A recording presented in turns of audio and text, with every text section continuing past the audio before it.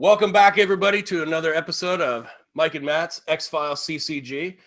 Got a great show for you today. We're going to be talking about advanced rules, specifically some stuff that comes up that we've had problems with. Oh, yeah.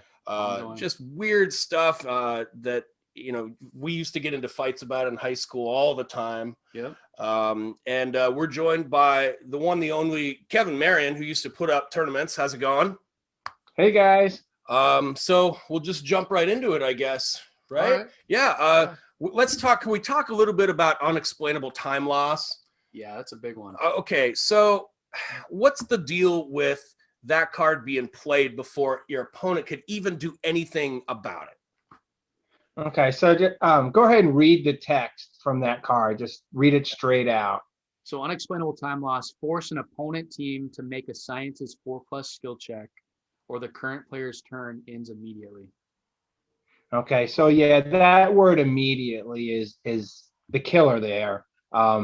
You have to have that sciences for skill check, and if you don't make that for a skill check, that's it. Can that be before like any? Because is it like the agents that are in the field, or? Yeah, it would be the Mike. Yeah. Where's your sidekick? Where's Matt? Matt, where'd he just go? Matt? Did you see anything? I don't know what's going on, dude. Dude! Mike and Matt bringing back the mid to late 90s.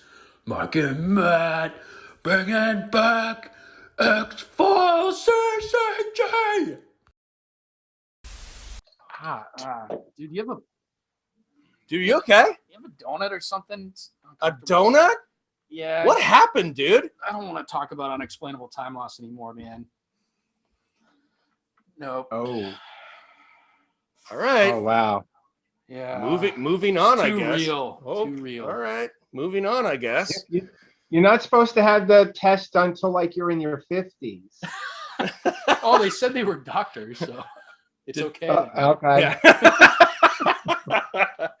So, again, we're here with Kevin Marion. We're answering some questions that we've had, some fan questions, and we'll just kind of dive right into them. So, On the Facebook group, we actually had 2 people, which I expected there to be a lot more people that had questions posted. people seem to be a lot smarter than we are. Right? They Yeah. just know everything. Yeah. But we had 2 people. Those are actually going to be our giveaway winners. Ah, yes. So Cool. we had a question from Trevor Haney about killer cards, which you actually answered already on the Facebook group. But they were talking about assigned to the X-Files, having killer is one of the keywords. Right. Yeah. Now, so with the killer cards, it even says in the rule book, I'm trying to think what page it's in there. I know it mentions that pretty much take out any killer cards out of your deck. Yeah, it has it in a couple places, I think. Right. So with that said, it'll be page 5 of the advanced rule book. In the second paragraph, it pretty much says remove all keyword killer cards. If you guys are having a friendly game and you both agree to the killer cards, that's pretty acceptable. But tournament wise, we just couldn't have it. People losing cards, losing agents, people didn't know how to combat that. So it'd be real neat to have. Oh, sorry. The thing that kind of sucks about it, though, is assigned to the X-Files is technically a killer card. So yeah, it is. So what would be, if you can't have killer cards in your deck, you can't have assigned to the X-Files, which means what is truly the point of having additional agents in your deck, if nothing than for one investigation or to just use their res points for conspiracy points? Yeah.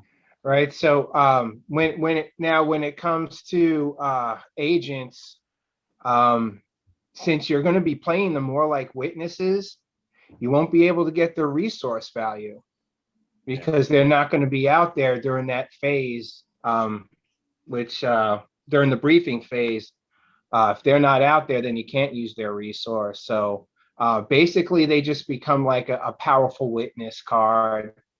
when you have them in your deck. Probably a little bit easier to do for the basic game because if you want to throw Mulder and Scully in there and they're 7 points, I mean, you're not having to pay for it in the basic game, but in the advanced game, you got to pay for it. So yeah, Sign of the X-Files is a great card. It'd be real cool to be able to do that. But, then those really cool adversaries are gone too, though.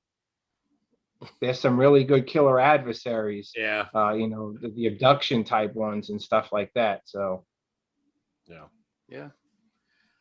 So the other Facebook question we had from David Peace was he just in general, and it was kind of answered on the Facebook post, but he was asking about playing with multiple, like 2+ players. Oh yeah. What the major changes are. I've never actually played a game. We've never tried it. Did you ever try it with more than 2 players? Yeah, I've tried it one time. And I know it was Gen Con 96 and Gen Con 97. They did do a multiplayer game in one of the hotel rooms. And I understand that they were up all night long playing because a lot of people pretty much had an X-File checklist for each person that they were playing against. So I guess they wrote their name up on top. Wow. And then some people picked up the routine of trying to everybody kind of going after one person, kind of picking up the runt of the litter type of attitude. So then everybody would gang up on one person. Yeah. Everybody just kept beating on one person until someone was able to get that X-File answer out and win the game. So maybe that's how we beat David May. That's right. Yeah, that could be. Yeah. That could be. That'll do it. Okay. Now this is a question I think you're actually going to be the lead on this because we're talking about the keywords. Okay. So let me read here first in the book. We're talking about on page 17 of the advanced manual. There are several cards which change another card's keywords. When this occurs, only the keyword is changed. The rest of the card remains unchanged. So, beautiful card that we've played for many, many, many, many years and has ultimately resulted in many losses and wins for both of us back and forth. But the Cigarette Smoking Man Strikes. Yeah. Change any keyword to any other keyword on a card played by your opponent. This effect lasts until the end of the turn. So, with that said, Matt plays a sight card. He's investigating result. Okay? It's, criminal investigation 4+ result. I play Cigarette Smoking Man Strikes, and I say, I'm going to change the keyword on that site to sciences instead of criminal investigation. Okay? According to the rule book, it does not change the actual text of the site, which means if he still makes the criminal investigation skill check, he still gets to investigate the site. All it does is change the actual keyword on the side and not what's on the text of the card. Yes, that's absolutely right. I always thought of that as being like a combo card. So you're using that card to set you up for something else. Say you look, using Matt's site as an example, criminal investigation, it's a result. Mike looks in his hand, he's got 4 adversaries, but they all say, method. So you change the keyword to method, and now you can play all 4 of your adversaries on that site when you wouldn't have been able to without it. Yeah. And I always saw it as like a combo card.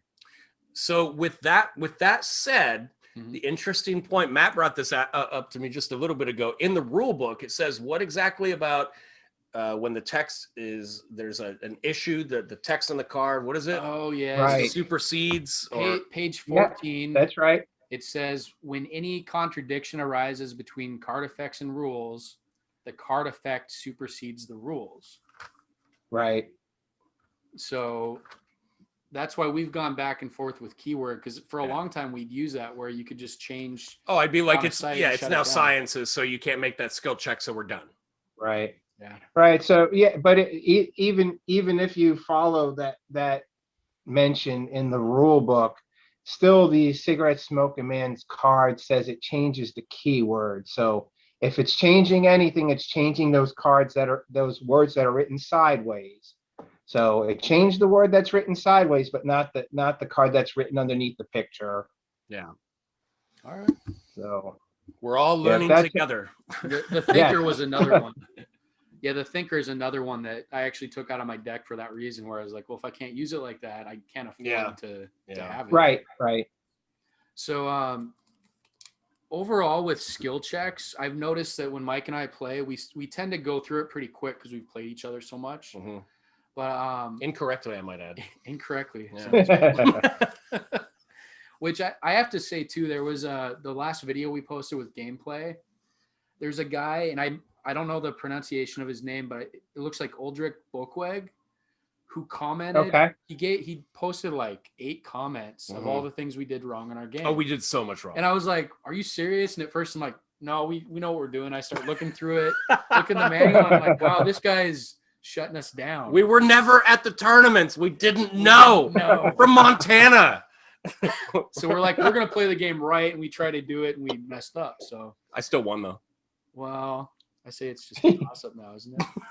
Yeah, they even called us out on the Facebook group for my team having like 21 points instead of 20 total. Oh yeah, I did. I noticed that. Yeah. Okay, People and and to let's bury the hatchet right now. The reason why he had 21 is because I explicitly gave him permission to have 21. Yeah. I was fine with that from the very beginning. So all you haters out there, okay, I told Matt it was okay.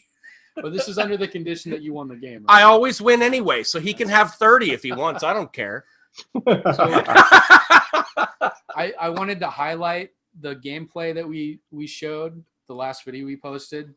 The things that Uldrich Bokweg found wrong were we played bluffs wrong. So when we played bluffs, we've been playing it where if the bluff is face side down, we were still paying 1 at that time. Just to play it. Oh, okay. You're supposed to wait until the bluff's revealed, which we know now. Right. We drew 10 cards instead of 7. Yeah.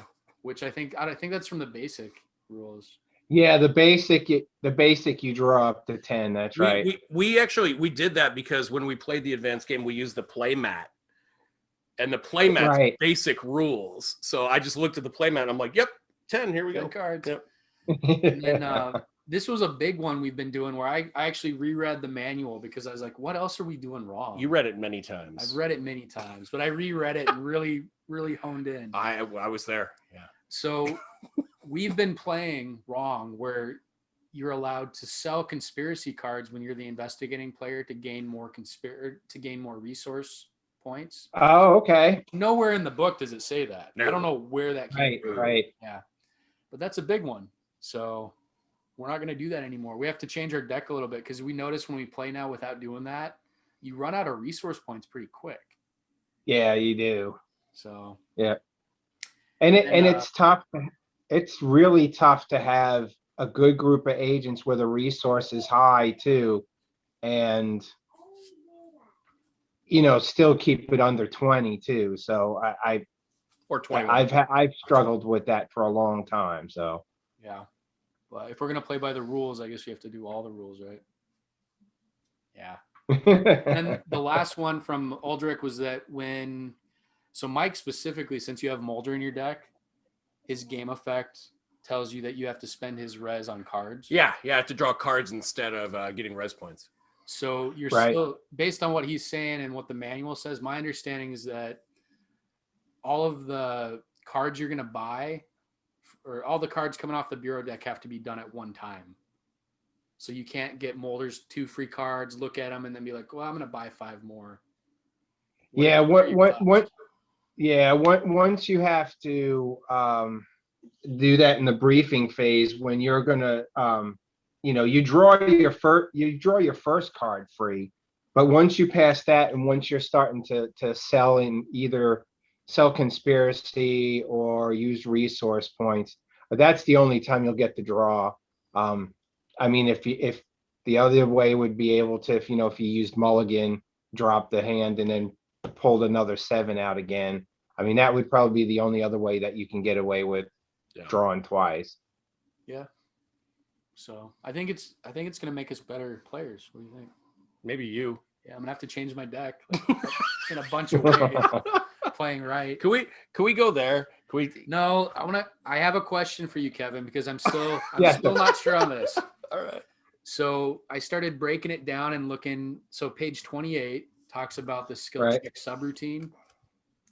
So it's the third line down in that second paragraph. It says the active player has the option to pay for and play the first card. Right. Which to me, I was thinking back to times we've played where the person that isn't the active player will throw a card down real quick when a phase starts. So I was wondering if I'm just looking into this too close, or if you ever ran into issues in tournaments where people would play too quick and kind of overstep when they should be able to play a card. Yeah, that was definitely something to watch out for, was making sure that the active player was the first one who had the opportunity to go and start playing some cards. Like exactly what you said, if somebody was really quick, they would start going ahead and throwing cards down. Same thing when we talked about Unexplainable Time Loss, or another card like Red Tape. Those are cards that you want to use them at the right perfect time. And again, some people may do it, but that's where we'd have to wind up moderating games and having somebody looking over someone's shoulder just to make sure. But the active player is the first one who gets to, play a card if they have to. But once, if you've already laid out your sites, most likely you're not going to play a card unless all of a sudden you whip out a Deep Throat or something like that before you even get a chance to play a site. However, most of the time the conspiracy player goes first, only because the person's laid their sites. They think they got the skills that's needed. So, they give the conspiracy player a chance. But yep, absolutely. The active player does get the first shot at it.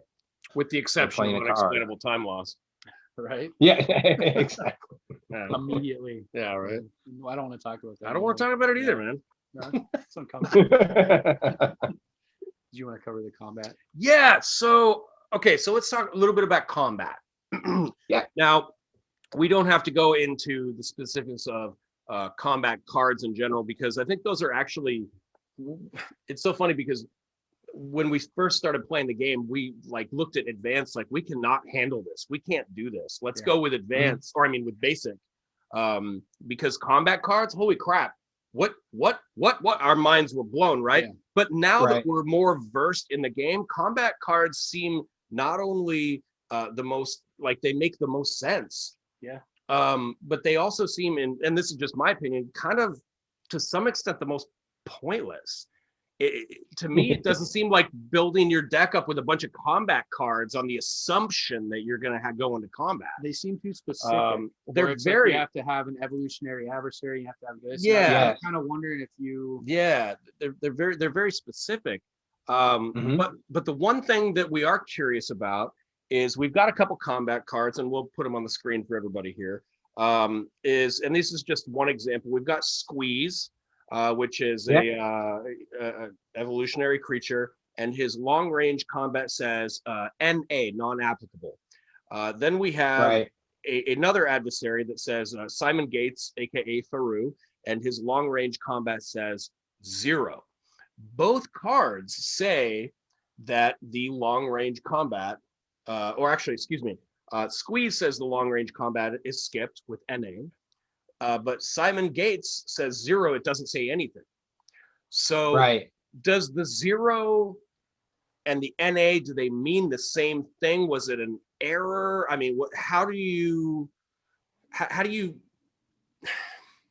Yeah, I'm missing the words. Fill in the blanks. Help me back. with long range combat, what is the standard for long range combat if a adversary doesn't say anything? Okay, so I know that was actually covered by the original X-Files guys at USPC and NXT. Number 10 in your. Oh, is it number 10? Oh, look at that. You already found it. See, I still have an inkjet printout from the 90s of it, so it. Egon But Spengler said it in Ghostbusters, print is dead. Right. Not true. It pretty much says the answers that question, that 0 and NA are pretty much the same. However, NA and 0 are the same as long as the card says that that round is skipped. Now, the one that you brought up, it didn't, the Simon card, that doesn't say that the long range round is skipped. Is that correct? That's correct. Yeah. So in that case, the agents would deal, say 6 damage to him, and he would deal 0 to them. That's correct. So I guess Simon doesn't have any weapons or anything like that. So here you go. Actually, Matt had a better example. So Slithers in the Night. Okay. There's no text to the card, but it says long range combat NA. Right. So you skip the long range combat. That's correct. So when you see NA, it definitely skips. Some of them that say 0, it should say in the text that it's skipped. If it doesn't say that, then it's not skipped. So, and I guess when they answered that question number 10 on there, I guess they didn't think that they were going to have any adversaries that would have 0, but the long range round would still be valid. So I think that just kind of shows that maybe these answers came out with the premier deck and probably not too much even covered for the second edition or the expansion. So excellent. All right. Okay, this is a big question. This is a big question. I didn't hear about this one until today. Matt told me this, and I went, "No way!" Because we've never done. We've never done it this way, man. But it is. I don't know. It's just my mind's a little blown by this one. But so if you're looking at the advanced rule book, page 37, it has to do with after you successfully investigate a site, penalty question. And it's like halfway down the page, it says, the question may be a specific characteristic question as indicated on the site card just solved. So does that mean that your penalty question is restricted to whatever they just asked you? Or can you actually ask them any characteristic question?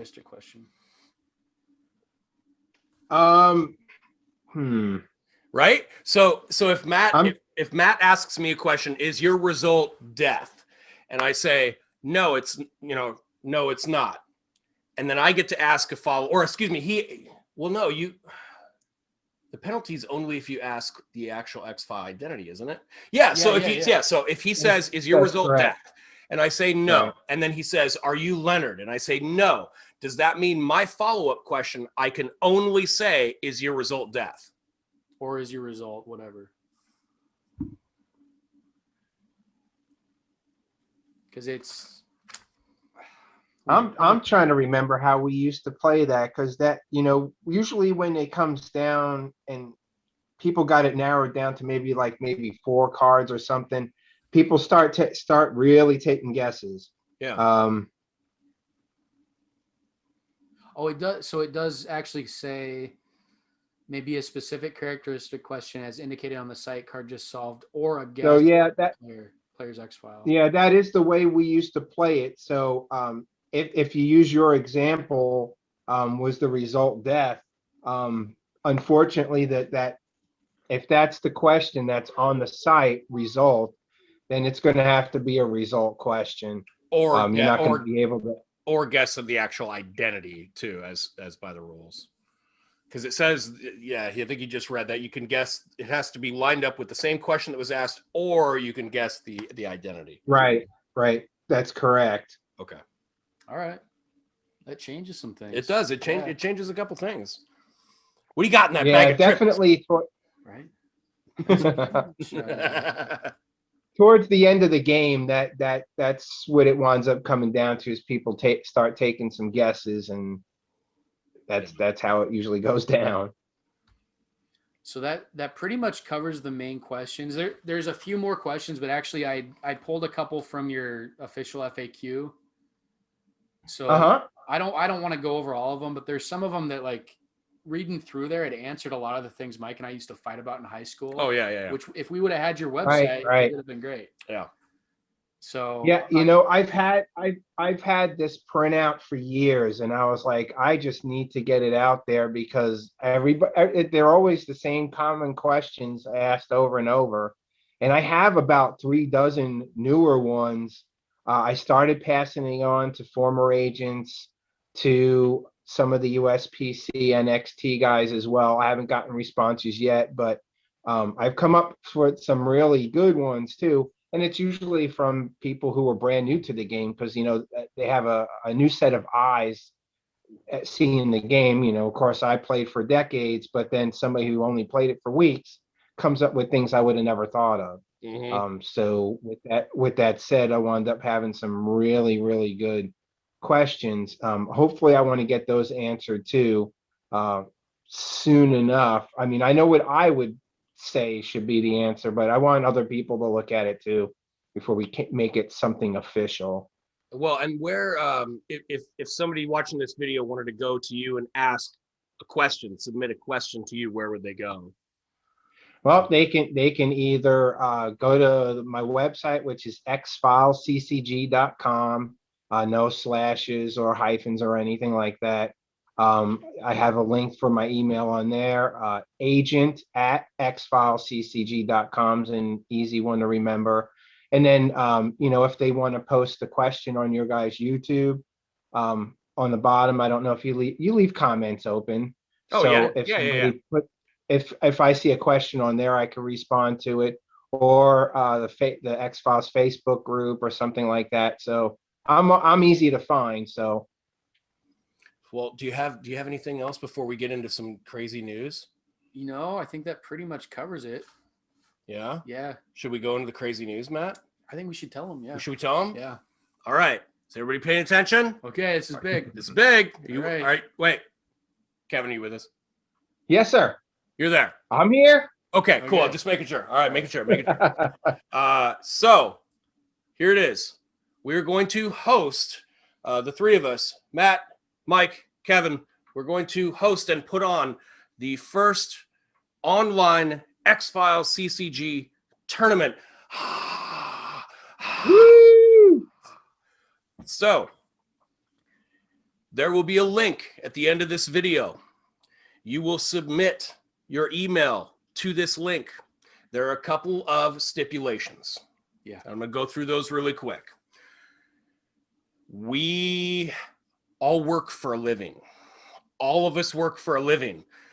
We're limiting the number of people that can play this in this tournament to 32. Okay. If this goes crazy, if it's something that turns, I don't care. We'll go to 144. I don't care. That's divisible by like 12, right? It is. Yeah. It's good. Yeah.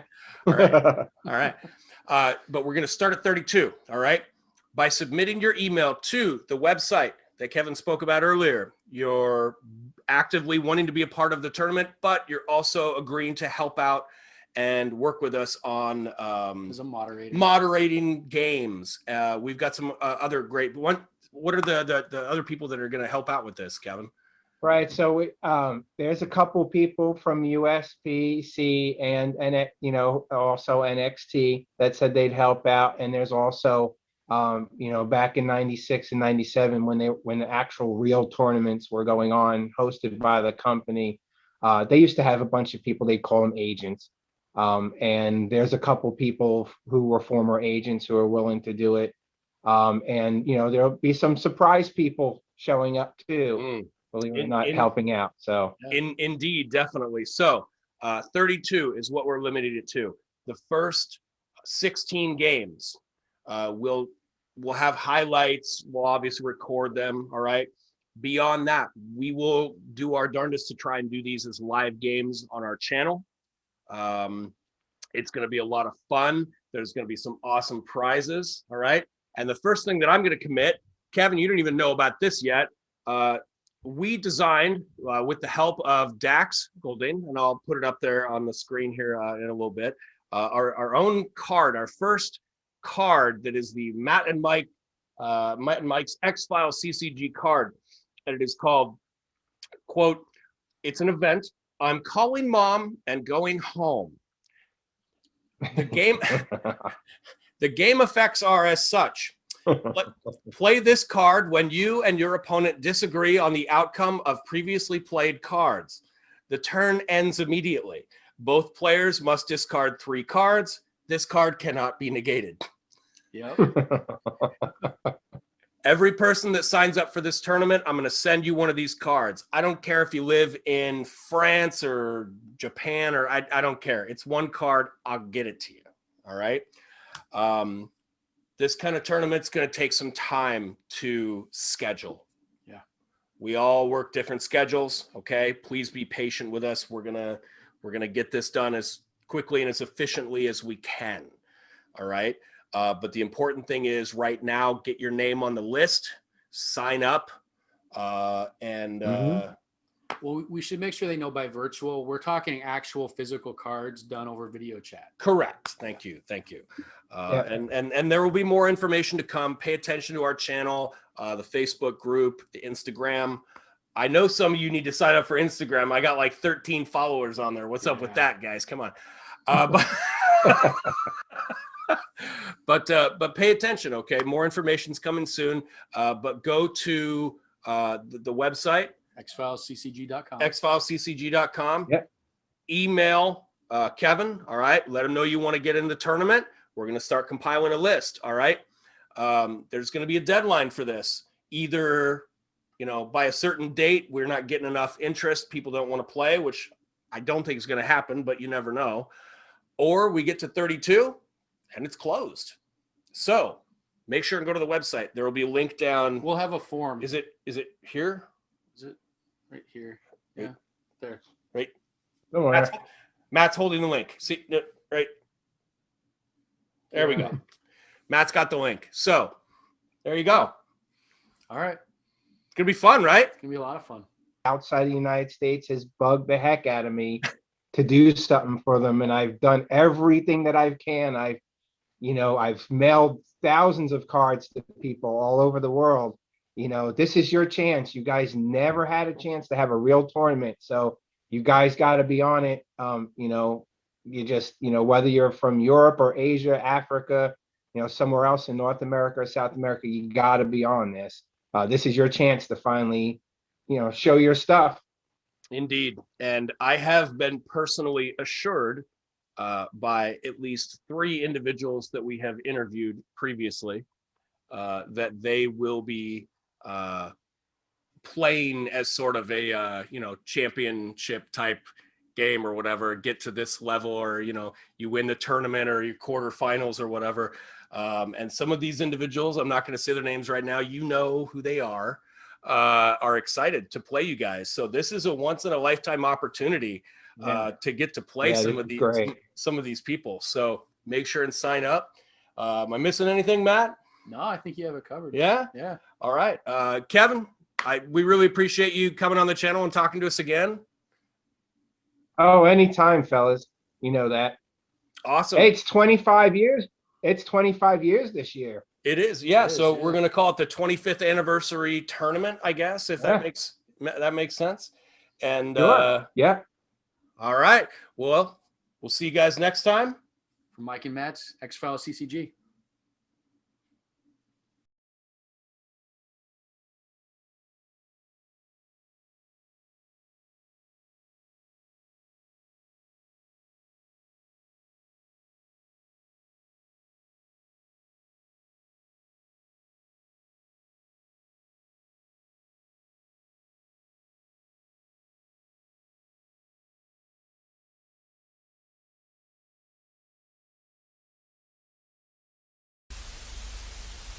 So if I play Cigarette Smoking Man Strikes and he plays Scully, I change the keyword on Scully to witness.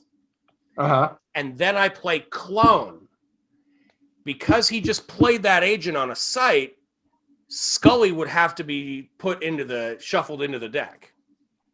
Which to me, what we were talking about with keyword, it's only changing the keyword. It's not changing the fact that Scully's an agent. But that's correct. But it says it changes any keyword to witness. But it doesn't say. So I could change. It changes keyword, but it doesn't change the actual card. Correct, but you're still a witness in that moment. You're still identified by keyword as a witness, and clone says put any keyword witness I card. don't think it says keyword witness though. I think it just says witness. I'm calling mom and going home.